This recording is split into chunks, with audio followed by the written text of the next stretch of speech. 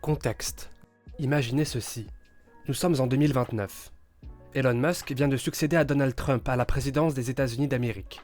Porté par un mandat marqué par une libéralisation économique radicale, allié à un protectionnisme sans précédent, l'Amérique, forte de sa suprématie industrielle et technologique, domine désormais le monde. Sous son impulsion, des centaines de milliards de dollars ont été investis dans l'intelligence artificielle et la conquête spatiale.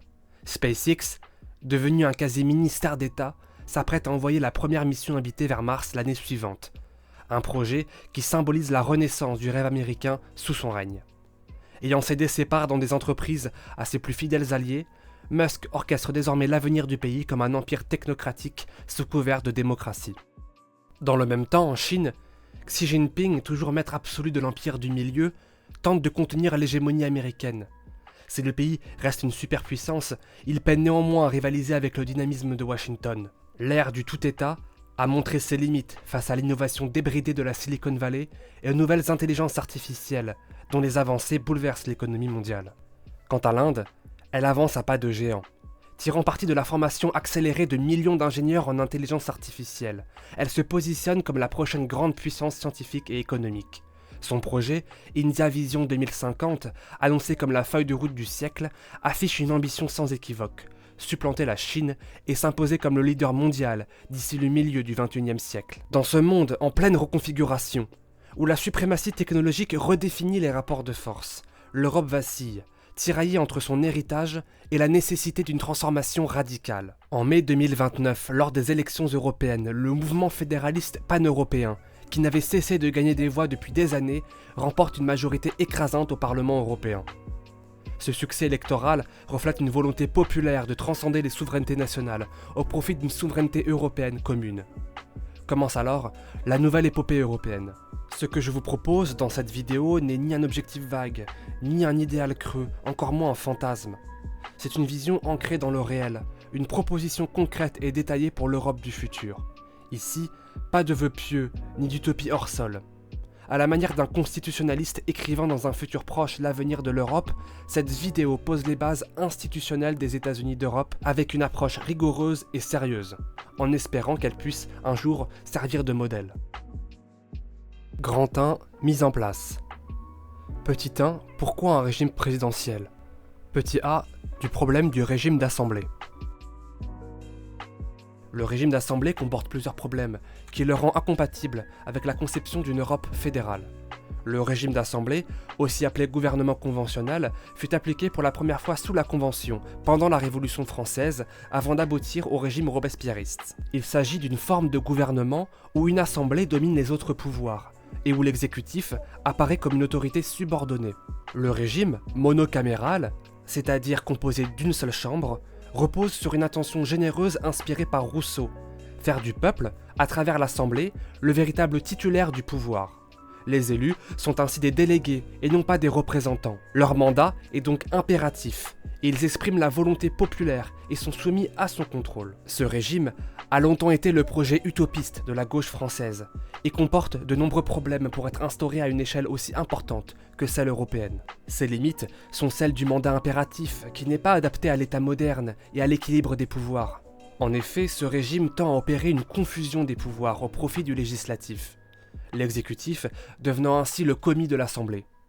Il n'y a donc pas de réelle indépendance des pouvoirs, ce qui est pourtant fondamental en démocratie. De plus, cet aspect de démocratie directe ne peut pas fonctionner dans un pays de plus de 400 millions d'habitants. Et je crois que l'évolution parlementaire de la France montre bien que ce régime est impossible à maintenir sur le long terme.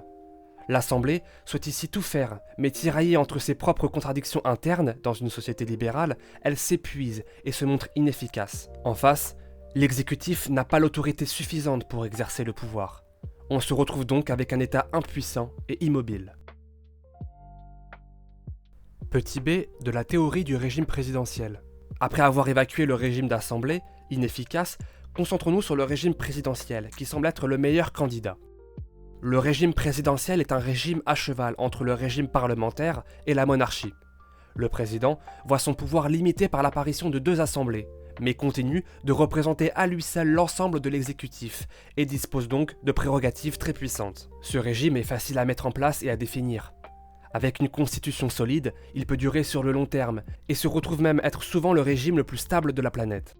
Le régime présidentiel se caractérise en tout premier lieu par une souple séparation des pouvoirs et par l'indépendance de l'exécutif à l'égard du législatif. Dans le cadre des États-Unis d'Europe, le président est élu au suffrage universel direct, contrairement aux États-Unis d'Amérique.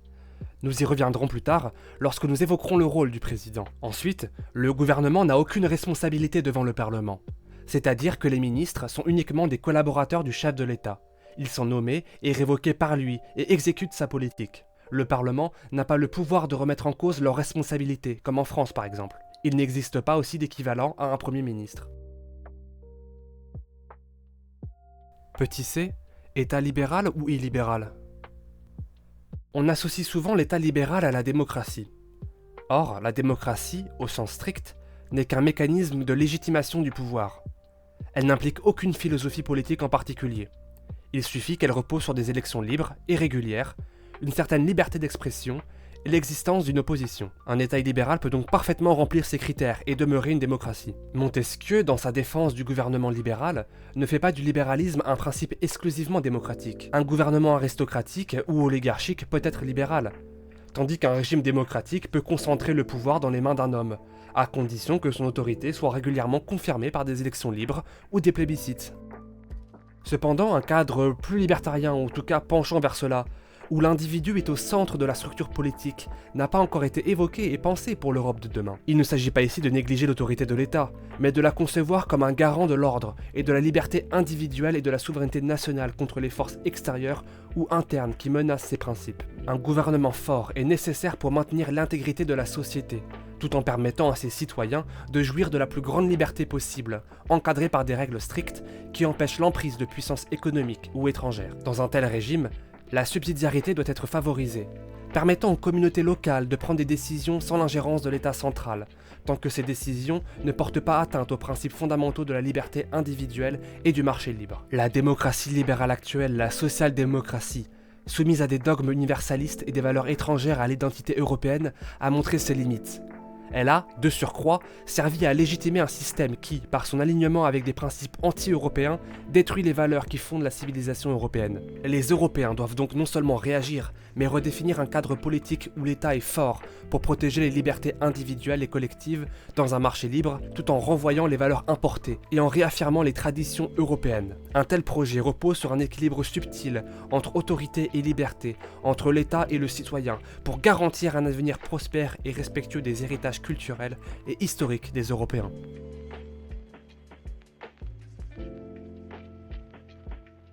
Petit 2, une transition longue et complexe. Petit a, du processus d'adoption de la Constitution européenne. Le processus d'adoption de la Constitution européenne devrait s'étaler sur au moins 5 à 10 ans, sans doute moins, si les étapes suivantes sont respectées.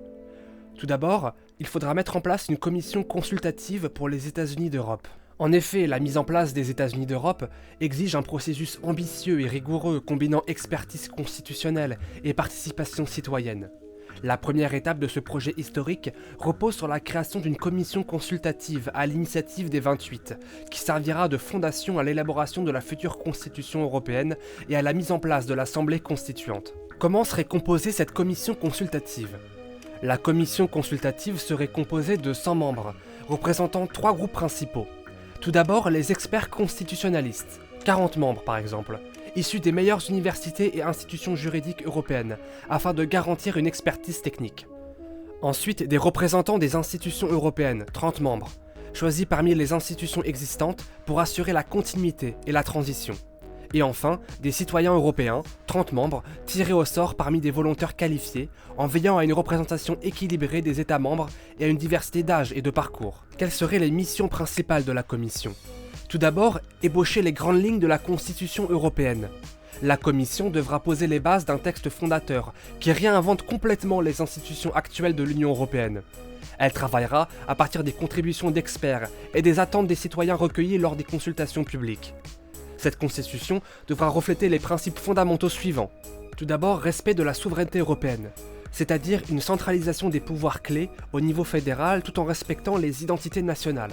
Ensuite, une représentativité, des institutions renforcées, avec une présidence européenne élue au suffrage universel et un congrès, Sénat et Parlement, et enfin des protections des racines civilisationnelles de l'Europe, une Europe affirmant son identité culturelle et historique.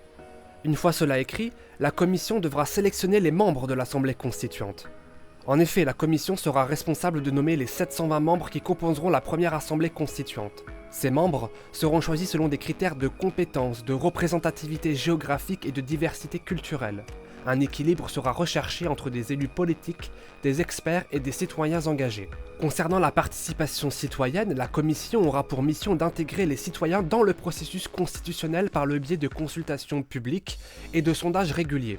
Ces consultations permettront aux Européens d'exprimer leurs attentes et leurs idées sur des thèmes majeurs, tels que par exemple la forme des institutions fédérales, les principes directeurs de la citoyenneté européenne et la place de l'Europe dans le monde.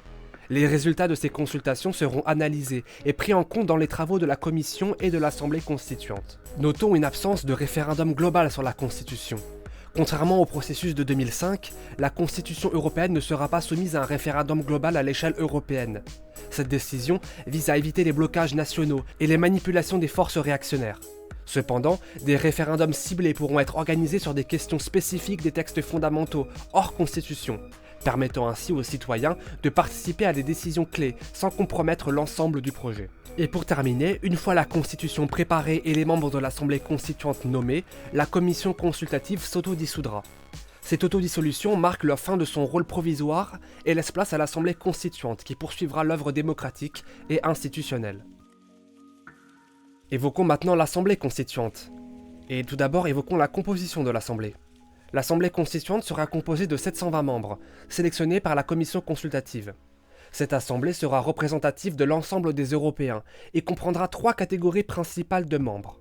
Des représentants élus, 50% des membres, issus des élections spéciales organisées dans chaque État membre pour garantir une représentation démocratique directe.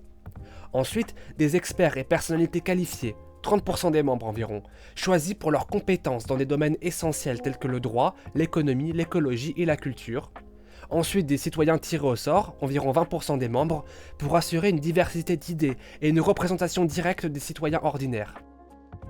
Quelles seront les missions principales de l'Assemblée constituante ? Tout d'abord, sa première mission, et sa mission la plus importante, sera de rédiger la Constitution européenne. L'Assemblée constituante aura pour mission principale de rédiger la future Constitution des États-Unis d'Europe.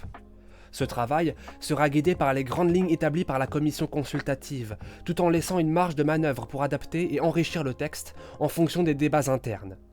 Le texte final devra définir les compétences et les institutions fédérales, préciser les droits et les devoirs de la citoyenneté européenne et garantir une gouvernance stable, efficace et représentative. Ensuite, l'Assemblée constituante devra créer un cadre pour les institutions transitoires. En effet, avant l'adoption complète de la Constitution, l'Assemblée devra proposer un cadre pour les institutions transitoires, afin d'assurer une transition fluide entre l'Union européenne actuelle et les États-Unis d'Europe. Comment cela fonctionnera-t-il ? L'Assemblée constituante se réunira à Strasbourg, siège symbolique de l'unité européenne. Elle fonctionnera selon les principes suivants. Décision par consensus. Chaque article de la Constitution devra être adopté à une majorité qualifiée pour refléter un large accord. Transparence. Les sessions de l'Assemblée seront publiques et retransmises en direct, permettant aux citoyens de suivre les débats. Et enfin, groupe de travail thématique, des comités spécialisés, institutionnels, économiques, écologiques, etc. seront créés pour approfondir les discussions. Ce processus sera sans doute le plus long, mais une fois le texte finalisé, l'Assemblée constituante le soumettra à un vote interne avant de le transmettre aux institutions de l'Union européenne pour ratification. Ce processus garantira une validation démocratique par des représentants légitimes, tout en évitant les blocages nationaux.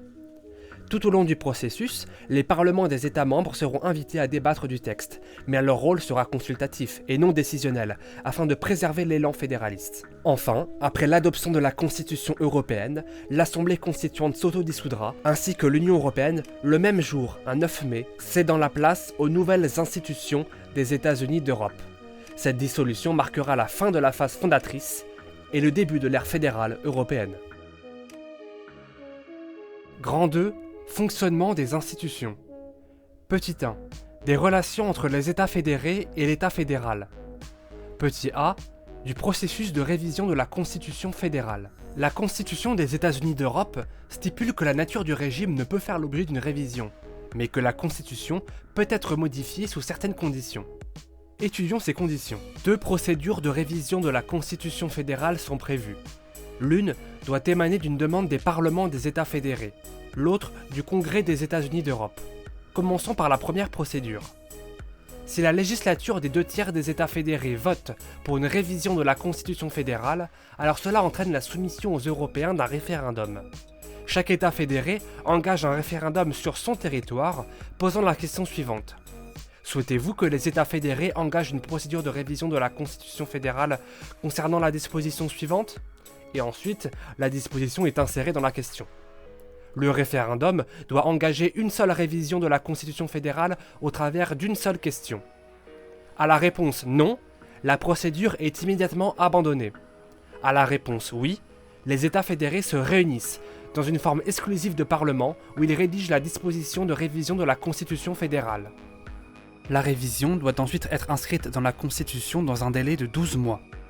Elle ne peut faire l'objet d'une suspension par le président des États-Unis d'Europe. Enchaînons maintenant sur la deuxième procédure. Le Congrès des États-Unis d'Europe peut être à l'initiative d'une révision de la Constitution fédérale si un vote des 2 chambres à la majorité des 2/3 approuve la révision. Comme pour la première procédure, la révision doit ensuite être inscrite dans la Constitution dans un délai de 12 mois. Elle ne peut faire l'objet d'une suspension par le président des États-Unis d'Europe.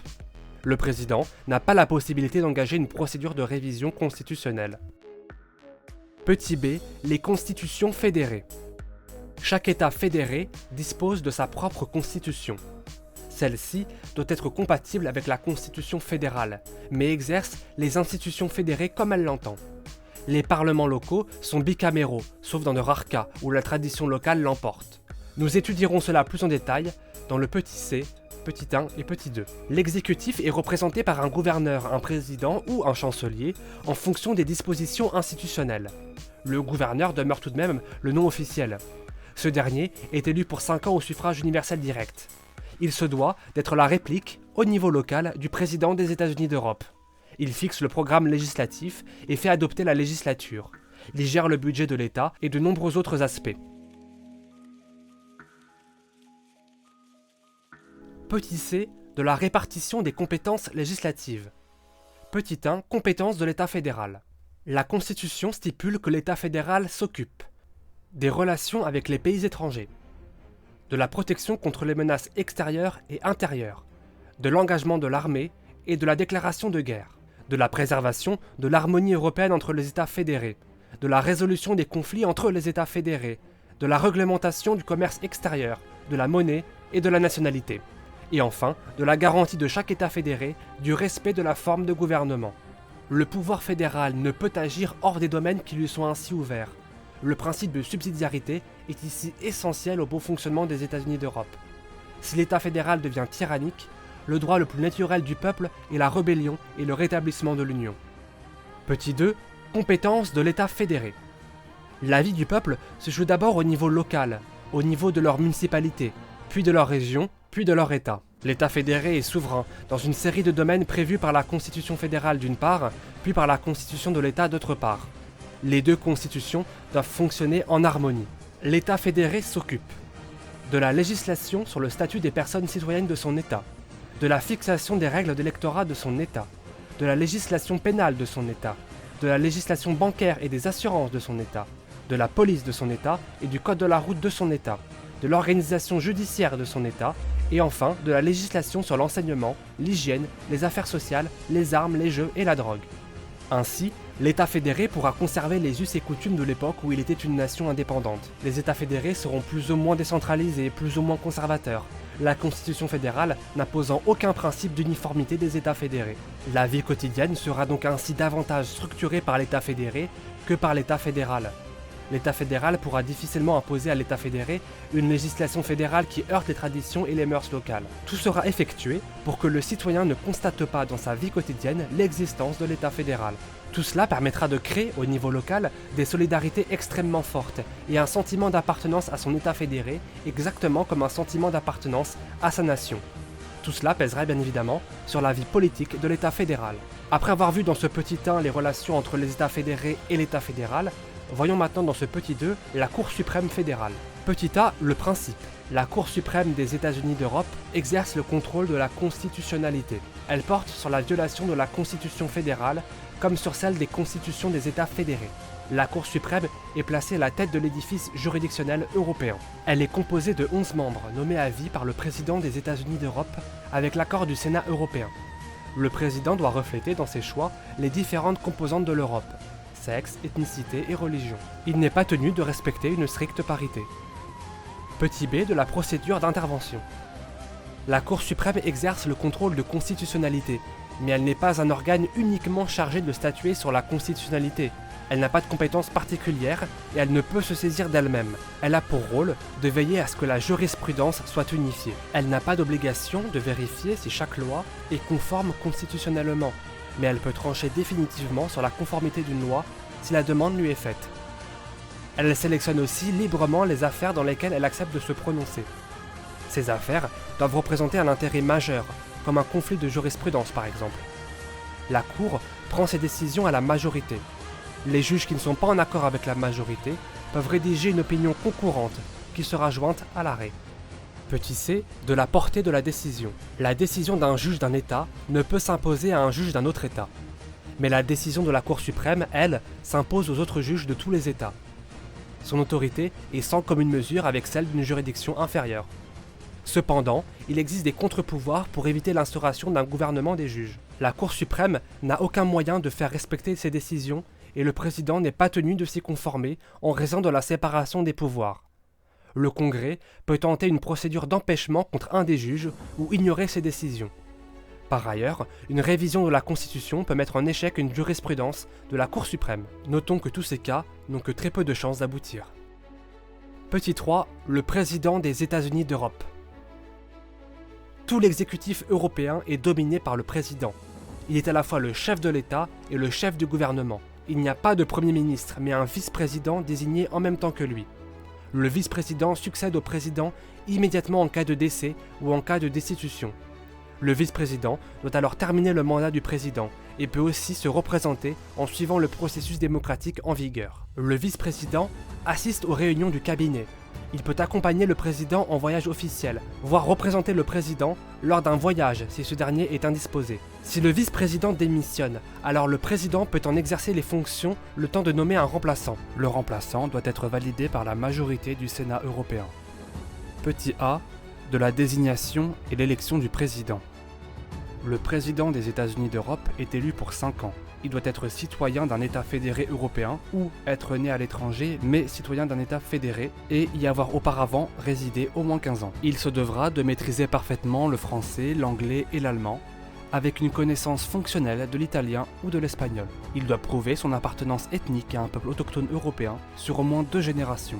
Il doit ensuite avoir accompli son service militaire européen et ne pas avoir été condamné par une cour de justice nationale ou internationale. Il peut se présenter pour effectuer un 2e mandat, mais ne peut pas exercer plus de 2 mandats dans sa carrière, même non consécutifs. Un candidat à la présidence ne peut se présenter s'il a déjà accompli 2 mandats en tant que vice-président ou s'il est actuellement membre de la Cour suprême, sénateur ou député. Toutefois, avoir exercé ses fonctions par le passé ne constitue pas un obstacle. Le processus de désignation est simplifié pour renforcer l'efficacité démocratique et se déroule donc en 2 phases. La première phase est une phase dite de candidature ouverte.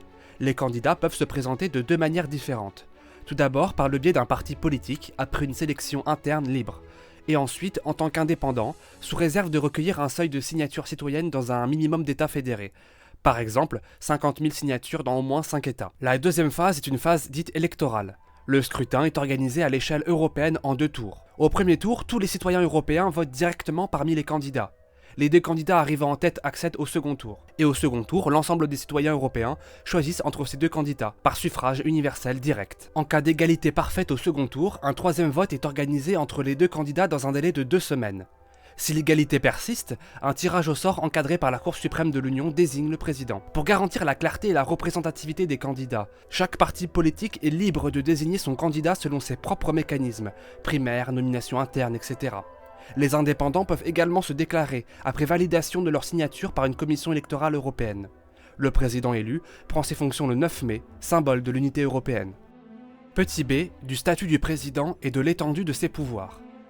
Le président doit prêter serment sur la Constitution, en posant sa main sur un texte sacré de son choix, issu obligatoirement de la tradition européenne, et doit réciter la phrase suivante. Je jure solennellement devant le Dieu de mes ancêtres que je défendrai et soutiendrai la Constitution des États-Unis d'Europe contre tous les ennemis, extérieurs ou intérieurs. Je promets honneur, fidélité et courage dans l'exercice de mes fonctions. Je m'engage à servir les Européens avec intégrité et dévouement, à préserver nos identités et notre tradition. Je jure de défendre la paix, la prospérité, la justice et l'unité de notre civilisation et d'être le gardien de son héritage, qu'il soit spirituel, culturel ou scientifique. Que la sagesse de Dieu et l'esprit de mes ancêtres m'accompagnent dans cette tâche. Le président nomme entre 15 et 20 ministres secrétaires qui dirigent chacun un ministère spécifique. Cette nomination doit être validée par le Sénat.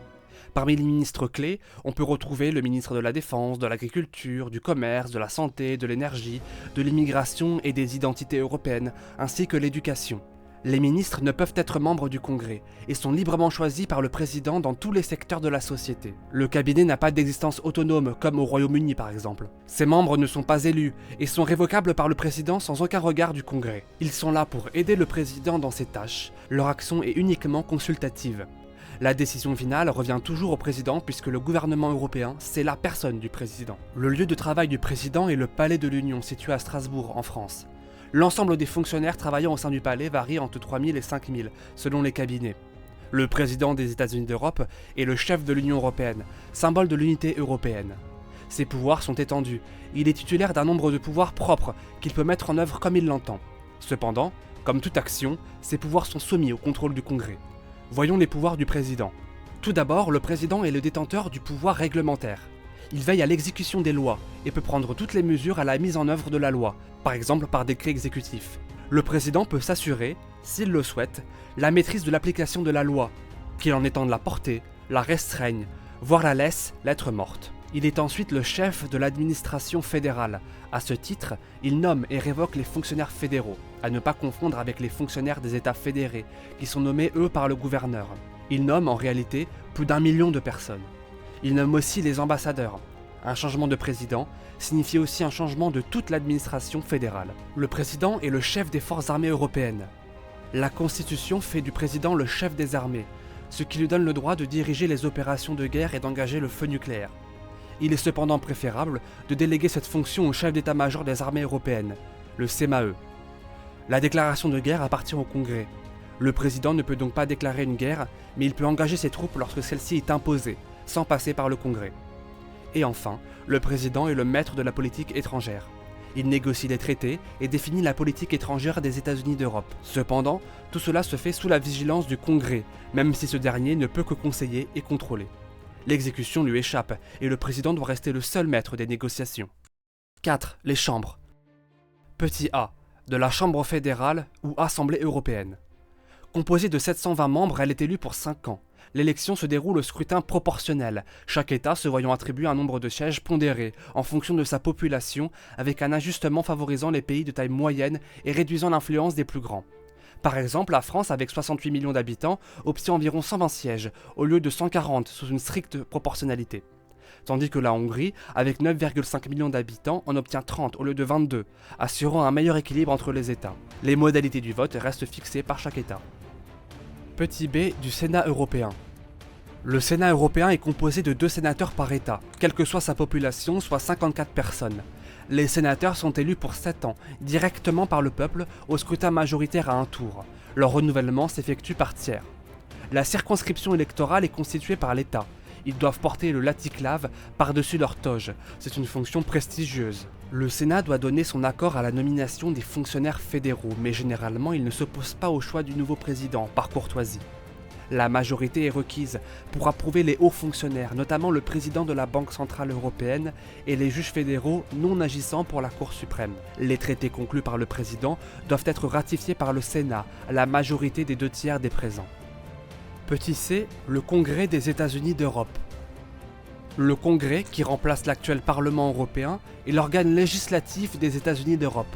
Il se compose de 2 chambres, le Sénat et l'Assemblée européenne, toutes deux situées à Bruxelles, tandis que le Congrès, dans son ensemble, se réunit à Versailles, dans l'ancienne chambre du Congrès de la Ve République française. Le Congrès siège en session annuelle à partir du 11 juin, avec la liberté de décider de sa clôture. Il détient le pouvoir législatif, les deux chambres étant sur un pied d'égalité. Il peut également engager une procédure de destitution contre le président ou les hauts fonctionnaires en cas d'infraction grave. De plus, le Congrès dispose d'un pouvoir de contrôle.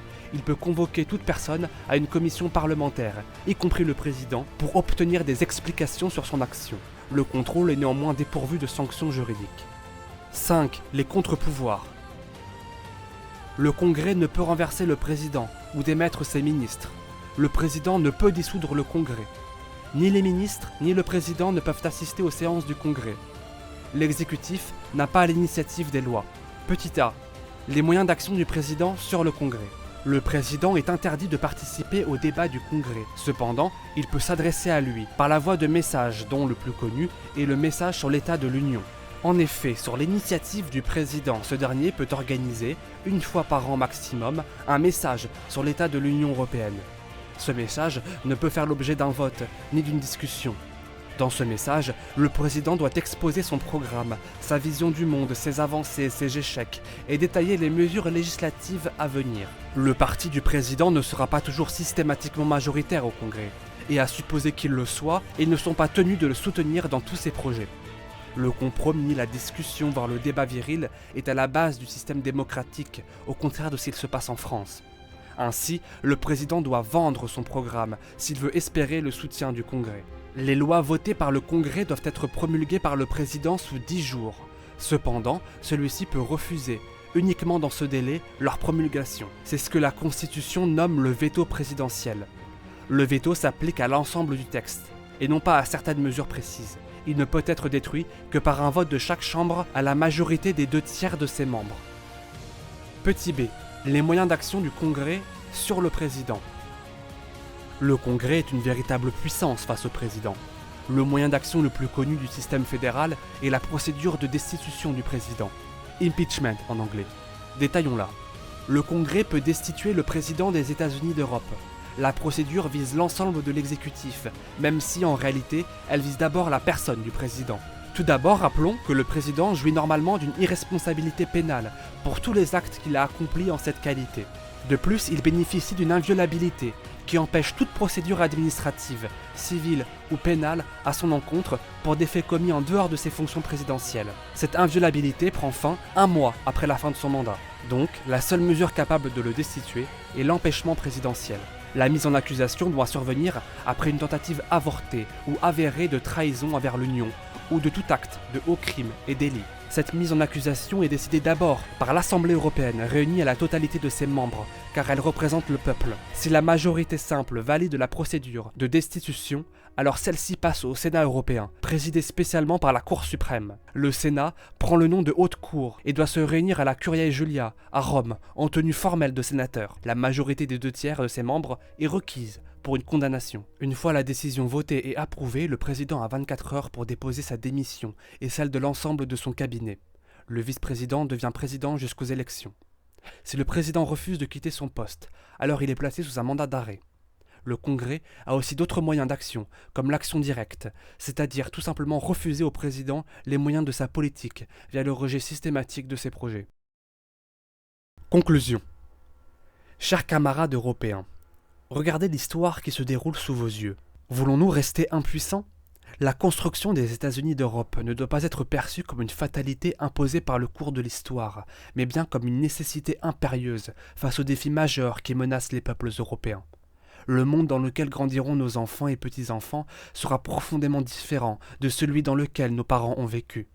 Nous sommes la génération de la transition. Transition d'abord entre les moyens de communication traditionnels et l'avènement d'Internet dans les années 1990, puis transition entre le monde réel et le monde virtuel façonné par l'intelligence artificielle. Cette révolution technologique ne bouleversera pas seulement notre rapport aux faits, mais transformera aussi, je le crois, notre rapport au réel. Face à ces bouleversements, il est impératif de mobiliser l'extraordinaire potentiel de puissance qu'offre l'Europe unie.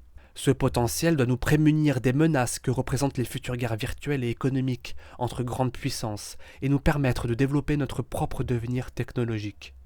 Cependant, la question dépasse la simple maîtrise technologique. Quel héritage voulons-nous transmettre à nos descendants? Devons-nous leur laisser une économie européenne en ruine, une Union européenne soumise à des forces extérieures comme la Russie et réduite à un rôle culturel mineur, niant aux Européens leur droit à l'autodétermination? Devons-nous leur laisser une Europe en retard dans tous les domaines d'avenir, la conquête spatiale, l'intelligence artificielle, les ordinateurs quantiques, ou encore les enjeux liés à l'eugénisme ou au transhumanisme? Devons-nous leur laisser une Europe vulnérable face aux ingérences américaines, chinoises ou russes? Devons-nous leur laisser une Europe incapable de maîtriser son armée, ses frontières, son économie, sa souveraineté et son identité?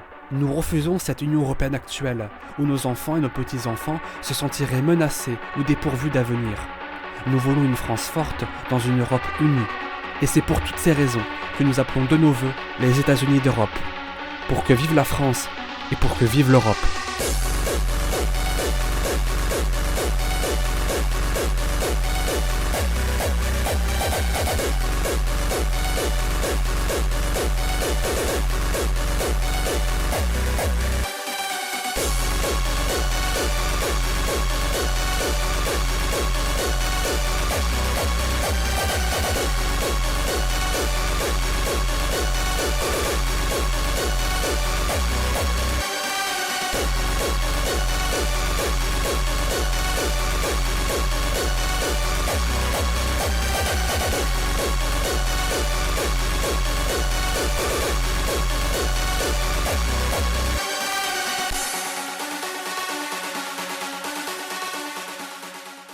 Merci d'avoir écouté ou regardé cette vidéo. Rejoignez le Cercle Occident, tous les réseaux sociaux sont disponibles en description de la vidéo. Le combat ne fait que commencer. Si vous souhaitez nous écrire, n'hésitez pas à venir sur le Discord où l'on discute entre nous dans une petite communauté, ma foi, fort agréable. En attendant, je vous dis à bientôt sur YouTube pour une prochaine vidéo ou sur Spotify pour un prochain podcast. Vive la France et vive l'Europe!